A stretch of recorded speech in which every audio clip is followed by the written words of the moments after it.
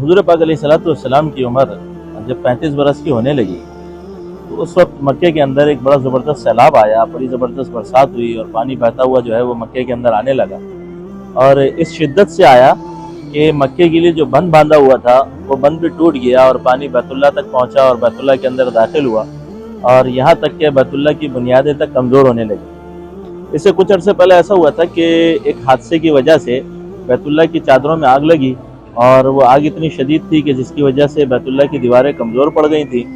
तो अब दीवारें पहले ही कमज़ोर थी, फिर सैलाब आया तो बुनियादें भी कमज़ोर हो गई। अब अहले कुरैश ने आपस में मशवरा किया कि अब हमें जो है वो इस बैतुल्लाह की नई तामीर करनी चाहिए, क्योंकि बुनियादें भी कमज़ोर हो चुकी और दीवारें पहले कमज़ोर हैं। तो खुदा ना खास्ता जो है कोई बड़ा वाक़या या बड़ा हादसा पेश आए, उससे बेहतर है कि हम इस बैतुल्लाह की नई तामीर करें। अब जब नई तामीर करने लगे तो उसमें चंद एक रुकावटें थीं। एक रुकावट तो ये थी कि बैतुल्लाह उस पुरानी तामीर पे था जिस तामीर पे हज़रत इब्राहीम अलैहिस्सलाम जो तामीर करके गए थे, और उस तामीर में बैतुल्लाह की जो ऊंचाई थी वो 9 गज थी और बैतुल्लाह की उस वक्त में कोई छत नहीं थी। तो आपस में कुरैश ने मशवरा किया कि हम इसकी तामीर करते हैं। और मामला ये था कि बैतुल्लाह के लिए जो नज़र न्याज दिया करते थे या जो नजराने बैतुल्लाह के लिए पेश किए जाते थे, उनको बैतुल्लाह के अंदर एक कुआं था उसमें डाल दिया जाता था। और अल्लाह का एक गैबी निज़ाम ये था कि अल्लाह ने उन नजराने थे या वो जो ख़जाना बैतुल्लाह के अंदर जमा हुआ करता था उसकी हिफाजत के लिए एक सांप मुकर्रर कर दिया था। और जब कोई बुरी नीयत से या गलत इरादे के साथ जो है वो बैतुल्लाह की दीवार के ऊपर आकर कुछ करने की कोशिश करता तो वो सांप पुकारता और उसको डरा के वहाँ से हटा देता। तो ये अल्लाह का गैबी निज़ाम था कि जिसकी वजह से बैतुल्लाह का वो ख़जाना महफूज रहता था। तो अब डर ये था कि अगर बैतुल्लाह की जो है वो बैतुल्लाह की तामीर की जाती है तो इस सांप का क्या किया जाए। अगर ये सांप ऐसे ही रहा तो इससे डर है कि नुकसान पहुँचाएगा, नुकसान पहुँचाने का अंदेशा है। तो ये सारे अहले कुरैश जमा हुए और बैतुल्लाह के पास और अल्लाह रब्बुल इज़्ज़त से दुआ करने लगे कि अल्लाह, हम आपके बैतुल्लाह की तामीर चाहते हैं तो आप इसमें हमारे लिए आसानी वाला मामला फरमाइए और इस सांप से किसी तरह हमारा छुटकारा करवाइए। अभी ये सारे दुआ मांग रहे थे कि अल्लाह रब्बुल इज़्ज़त की तरफ से एक उक़ाब की तरह बड़ा सा परिंदा आया और उसने उस सांप को जो उस वक्त काबे की मुंडेर पे बैठा हुआ था उसको अपने पंजों में दबोचा और करीब में अजियात की तरफ एक हजून मकाम है वहाँ पे जाके उसने उस सांप को छोड़ दिया। बाज़ लोग कहते हैं कि सफ़ा की पहाड़ी पे छोड़ा, बाज़ कहते हैं कि अबू कुबैस पहाड़ पे छोड़ा। खैर बहरहाल जैसे ही उस सांप को जो है वो उस पहाड़ी पे छोड़ा गया तो ज़मीन ने उस सांप को अपने अंदर ले लिया और वो सांप वहीं से गायब हो गया उसी वक्त जो है। और उसके बाद ये मामला बना कि अब इन्होंने आपस में तय किया कि भाई ये तो अल्लाह ने काम आसान कर दिया और गोया ये इस बात की तरफ इशारा है कि अल्लाह रब्बुल इज़्ज़त की ज़ात आली हमसे राज़ी है कि हम इस काम को करें। लेकिन फिर भी डर ये था कि चूँकि बैतुल्लाह जो है वो अल्लाह रब्बुल इज़्ज़त का घर है और अल्लाह के घर की तरफ कोई तखरीबी काम करना या उसको गिराना या उसको ख़राब करना ये ज़ाहिर अल्लाह के लिए नापसंदीदगी हो सकती है। तो अब बैतुल्लाह को गिराए कौन ताकि नई तामीर हो सके। ज़ाहिर नई तामीर के लिए पहले गिराना ज़रूरी। तो अब गिराने के लिए जो है वो कौन इस काम को शुरू करे कि अगर खुदा ना खास्ता बैतुल्लाह को गिराने में कोई आदमी काम शुरू करता है और अल्लाह रब्बुल इज़्ज़त की रज़ा न हुई, अल्लाह की नाराज़गी आ गई तो वो तो हलाक और बर्बाद हो जाएगा। अब ये सोचो विचार लोगों की आपस में चल रही थी और इसी सोचो विचार में थे कि वलीद बिन मुगीरा ने लोगों से कहा कि भाई तुम ये बताओ कि तुम्हारा इससे नियत और मकसद क्या है। अगर तुम्हारा इरादा इससे फसाद का है, तकरीब का है, खराब करने का है तो फिर तो अलग बात है, लेकिन तुम्हारी नीयत क्या है। तो सबने कहा जी हमारी नीयत तो बैतुल्लाह की इस्लाह की है, बैतुल्लाह की मुरम्मत और तामीर करने की है। तो उन्होंने कहा, वलीद बिन मुगीरा ने, जो उस वक्त उनमें बड़ी उम्र के भी थे और बड़े सरदार भी थे, तो उन्होंने कहा कि ये बात तो समझ लो कि जो काम भी भलाई का किया जाए, बेहतरी का किया जाए तो अल्लाह रब्बुल इज़्ज़त उसके करने वाले को कभी बर्बाद नहीं करते। तो अगर तुम अच्छी नीयत के साथ ये काम करने जा रहे हो तो ऐसा नहीं हो सकता कि तुम नेक काम करो, एक अच्छा काम करो और अल्लाह तुम्हें हलाक और बर्बाद कर दे, ऐसा नहीं हो सकता। तो उन सब ने कहा कि ठीक है, फिर इसको गिराए भी वही शख्स जो इसकी तामीर का काम करेगा। तो वलीद बिन मुगीरा ने कहा क्योंकि ज़ाहिर है तामीर का काम करने के लिए मेमार चाहिए जो इस काम को, इस फन को जानने वाला होगा। तो वलीद बिन मुगीरा ने कहा कि भाई ठीक है, इसकी तामीर भी मैं ही करूँगा, लिहाजा इसको गिराने का काम भी मैं ही शुरू करता हूँ।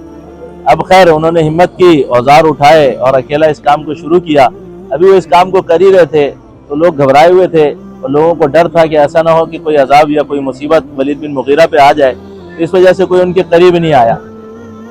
خیر لوگوں نے کہا کہ کل تک دیکھتے ہیں، اگر ولید بن مغیرہ پہ کوئی مصیبت نہ آئی تو ہم کل اس کے ساتھ کام میں شریک ہو جائیں گے، اور کل تک اندازہ بھی ہو جائے گا کہ یہ کام کیا بھی جا سکتا ہے یا نہیں۔ خیر رات ہوئی، سب اپنے اپنے گھروں کو چلے گئے۔ اگلے دن صبح آئے، صبح حرم میں آ کے بیٹھے، بیت اللہ کی طرف انتظار کیا۔ ولید بن مغیرہ پھر سے اپنے اوزاروں کو لے کر آئے، انہوں نے پھر سے جو ہے وہ بیت اللہ کو گرانا شروع کیا۔ اب سب انتظار میں تھے کہ شاید کوئی مصیبت گزر چکی ہو، لیکن دیکھا تو ولید بن مغیرہ صحیح سالم تھے۔ تو ان کو دیکھ کے پھر لوگوں نے بھی ہمت کی، لوگوں نے بھی اوزار اٹھائے اور سارے مل کے جو ہے وہ اس کے اندر اب گرانے کے اندر حصہ لینے لگے۔ یہاں تک کہ ایک جم میں غفیر ہوا اور لوگ آپس میں لڑنے جھگڑنے لگے بیت اللہ کو گرانے کے لیے۔ تو ولید بن مغیرہ نے کہا کہ بھئی ایسا کرو کہ ہم آپس میں تقسیم کر لیتے ہیں، بیت اللہ کی چاروں دیواروں کو مختلف قبیلوں کے اندر تقسیم کریں، تاکہ ہر ایک آدمی جو ہے وہ ہر ایک قبیلہ اس کام کے اندر شریک ہو۔ بیت اللہ کو سب نے مل کے جو ہے وہ منہدم کر دیا، اور منہدم کرنے کے بعد ظاہر ہے کہ اس کے لیے یعنی تعمیراتی مٹیریل کی بھی ضرورت تھی، اینٹوں کی بھی ضرورت تھی، پتھروں کو بھی لایا گیا، اور دوسری اشیاء کی لکڑی کی ضرورت تھی۔ اور پھر آپس میں ان سب نے طے کیا کہ ہم یعنی سارے قبیلوں نے آپس میں پتھر تقسیم کیے، اور ہر قبیلہ جو ہے وہ اپنے اپنے حصے کے پتھر جمع کرنے لگا، اور دور پہاڑوں سے لے کر آنے لگا اور سب پتھر جمع کرنے لگے۔ اور آپس میں پھر انہوں نے ایک چیز اور یہ طے کی کہ بیت اللہ کی تعمیر میں صرف حلال اور پاک مال لگایا جائے گا، کوئی بھی حرام کمائی یا کوئی بھی غصب کیا ہوا مال یا کوئی بھی زور زبردستی سے حاصل کیا ہوا یا ناجائز کمائی سے حاصل کیا ہوا یا کسی کے حق سے مارا ہوا مال جو ہے وہ بیت اللہ کی تعمیر میں استعمال نہیں ہوگا۔ یہ سب نے آپس میں طے کیا، اور اس پہ سب نے آپس میں وعدہ بھی کیا، اور پھر صرف بیت اللہ کی تعمیر کے اندر حلال مال استعمال کیا گیا۔ اور یہ یعنی لمحہ فکریہ بھی ہے اور سوچ بھی ہے کہ اس وقت کے لوگوں کو بھی حلال کا اتنا احساس تھا، اگرچہ نہ وہ اسلام پر تھے اور اگرچہ نہ وہ ایمان پر تھے، لیکن ان کو اس بات کا احساس تھا کہ حرام حرام ہوتا ہے، اور حرام اللہ کے یہاں قبول نہیں ہوتا، اور حرام کے ساتھ کوئی عبادت بھی قبول نہیں ہوتی۔ اللہ آج کے مسلمان کو بھی یہ فکر دے دے اور یہ سوچ دے دے کہ حرام کی کمائی سے رکھا گیا روزہ نہیں بن سکتا، اور حرام کی کمائی سے کیا گیا حج اور عمرہ وہ قبول نہیں ہو سکتا، اور حرام کی کمائی سے پالی ہوئی اولاد یا حرام کی کمائی سے جو ضرورتیں پوری کی جاتی ہیں ان سے کوئی تسلی اور تسکین حاصل نہیں ہو سکتی۔ خیر انہوں نے آپس میں یہ طے کیا اور حلال سرمایہ سب نے جمع کیا، اور پھر ایک چیز کی ضرورت تھی لکڑی کے اعتبار سے، تو من جانب اللہ کا ایک بڑا عجیب فیصلہ ہوا کہ شہنشاہ روم قیصر کا ایک بحری بیڑا تھا یا بحری جہاز تھا کہ جس کے اندر لکڑیاں بھی تھیں، جس کے اندر سنگ مرمر بھی تھا اور لوہا بھی تھا، جو اس کے محل کی تعمیر کے لیے جا رہا تھا۔ اللہ رب العزت کا ایک نظام چلا، اور اس کا وہ بحری بیڑا یا بحری جہاز جو تھا، وہ بحری جہاز مکے کے قریب جو ساحل ہے جسے آج کل جدہ کہا جاتا ہے، اس ساحل پہ آ کر ٹکرا گیا، اور پھر وہ جہاز جو ہے وہ سفر کے قابل نہ رہا۔ تو جب مکے والوں کو اس بات کا علم ہوا کہ ہمیں بیت اللہ کی تعمیر کے لیے لکڑی بھی چاہیے اور وہ لکڑی اس جہاز کے اندر موجود ہے، تو یہ لوگ وہاں گئے، وہاں سے اس جہاز والوں سے وہ لکڑی خریدی اور اس کو پیسے دیے، اور وہیں سے ہی ایک شخص جو لکڑی کا کام کرنا جانتا تھا، وہیں سے انہوں نے اس کو ہائر کیا، اس کو اجرت پر لیا اور مکے میں لا کے اس کو کام پہ لگایا گیا۔ باقوم اس کا نام آتا ہے روایات کے اندر۔ تو خیر اب یہاں پر اللہ کی طرف سے جو ہے وہ لکڑی کا انتظام بھی ہو گیا، سرمایہ بھی موجود تھا۔ پھر اہل قریش نے آپس میں یہ طے کیا کہ مکہ جو پہلی تعمیر پہ حضرت ابراہیم علیہ السلام کی جو بیت اللہ پہلی تعمیر تھی، اس تعمیر میں بیت اللہ کی اونچائی 9 گز تھی، تو کیوں نہ اس کی اونچائی جو ہے وہ ڈبل کر دی جائے، دگنی کر دی جائے، اور اس کی اونچائی جو ہے وہ ان لوگوں نے فیصلہ کیا کہ 18 گز کر دی جائے، اور ایسے ہی بیت اللہ کا دروازہ بھی جو ہے وہ اونچا کر دیا جائے تاکہ آسانی سے لوگ اس میں داخل نہ ہو سکیں، جس کو بھی اندر داخل ہونا ہو وہ ان سے اجازت لے کے اور سیڑھی کے ذریعے سے جو ہے وہ اندر داخل ہو تاکہ ہر آدمی اندر داخل نہ ہو سکے۔ اب بیت اللہ کی تعمیر بھی ہونے لگی، اور معاملہ یہ آیا کہ جب انہوں نے یہ فیصلہ کیا کہ اس کی اونچائی کو بھی بڑھا دیا جائے، دروازے کو بھی اوپر کر لیا جائے، اور اس کی چھت بھی تعمیر ہونی چاہیے، تو پھر ہوا یہ کہ ان کا سرمایہ بھی ان کو کم پڑ گیا، جمع کیے ہوئے پتھر بھی کم پڑ گئے۔ تب انہوں نے آپس میں طے کیا کہ اب ایسا کر لیا جائے کہ بجائے اس کے کہ جو پورا رقبہ تھا بیت اللہ کا اس کو کم کر دیا جائے اور اس کے کچھ حصے کو چھوڑ دیا جائے، جب کبھی بعد میں سرمایہ حاصل ہوگا تو اس کو دوبارہ سے جب تعمیر کی جائے تو اس حصے کو چھوڑے ہوئے حصے کو دوبارہ سے بیت اللہ کے اندر شامل کر لیا جائے۔ تو اس کے لیے انہوں نے جو ہے جو رقبہ چھوڑا، جو بیت اللہ کا حصہ چھوڑا، وہاں ایک چھوٹی سی دیوار بنا دی اور اس کو حتیم کا نام دیا جاتا ہے۔ یہ پیچھے آپ حضرات کو نظر بھی آ رہی ہوگی، دیکھیے یہ حتیم کی عمارت۔ تو یہ حتیم وہی حصہ ہے بیت اللہ کا جو قریش کے زمانے میں چھوڑ دیا گیا تھا اور پھر دوبارہ جو ہے وہ اس کو بیت اللہ میں نہیں شامل کیا گیا، بلکہ حضرت عبداللہ ابن زبیر رضی اللہ تعالیٰ عنہ نے جب تعمیر کی تو حضور پاک علیہ الصلوۃ والسلام کی ایک خواہش تھی کہ بیت اللہ کو جو ہے، حضرت عائشہ رضی اللہ تعالیٰ عنہ سے حضور پاک علیہ الصلوۃ والسلام نے فرمایا تھا کہ عائشہ، میرا دل چاہتا ہے کہ میں بیت اللہ کو جو ہے وہ تعمیر کروں اور اس کو پرانی تعمیر پر لے آؤں، اور یہ جو حصہ چھوڑا گیا، جو حصہ قریش نے چھوڑا ہے، اس کو میں بیت اللہ کے اندر شامل کر لوں۔ تو خیر حضرت عبداللہ بن زبیر رضی اللہ تعالیٰ عنہ کو جب یہ معلوم ہوا تھا اور جب ان کی خلافت تھی مکہ کے اندر، اور جب مکہ کے اندر ان کی یعنی کیا کہا جائے، مکہ کے اندر وہ جب موجود تھے تو اس وقت میں انہوں نے بیت اللہ کی تعمیر کروائی اور بیت اللہ کی تعمیر کے اندر انہوں نے اس حصے کو شامل کر لیا اور دو سمتوں کے اندر جو ہے انہوں نے بیت اللہ کا دروازہ کھولا۔ اور حضور پاک علیہ الصلوۃ والسلام کی چاہت بھی تھی کہ ایک سمت سے جو ہے وہ داخل ہوں اور دوسری سمت سے لوگ نکل جائیں، تو دو سمتوں میں انہوں نے دروازہ کھول دیا۔ یوسف کا دور آیا تو حجاج بن یوسف نے اس کو اسی قریش کی تعمیر پہ دوبارہ بیت اللہ کو لوٹا دیا،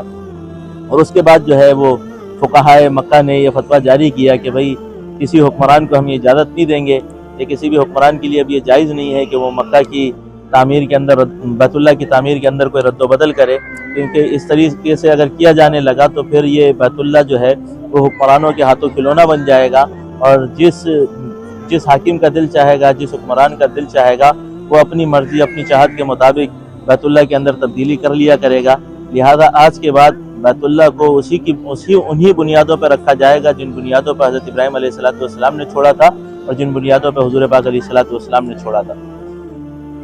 خیر تعمیر ہوئی بیت اللہ کی، اب وہ حصے کو اس حتیم کے طور پہ جو ہے وہ باہر چھوڑ دیا گیا، ایک چھوٹی سی منڈیر اس کی دیوار اس کی بنا دی گئی۔ اب معاملہ آیا بیت اللہ کی تعمیر کے بعد حجر اسود کے رکھنے کا۔ اب یہ ظاہر ایک بڑا سعادت کا کام تھا کہ حجر اسود کو اس کے مقام پہ رکھنا۔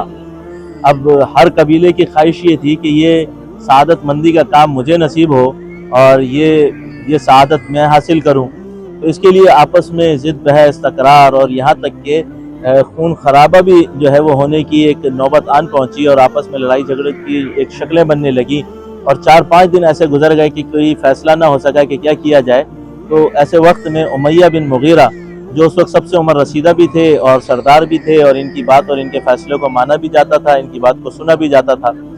تو انہوں نے سب کو جمع کیا اور انہوں نے کہا کہ بھئی اس جھگڑے کو حل کرنے کا ایک طریقہ میرے ذہن میں ہے کہ ہم ابھی اس وقت یہ طے کریں کہ اس وقت باب صفا سے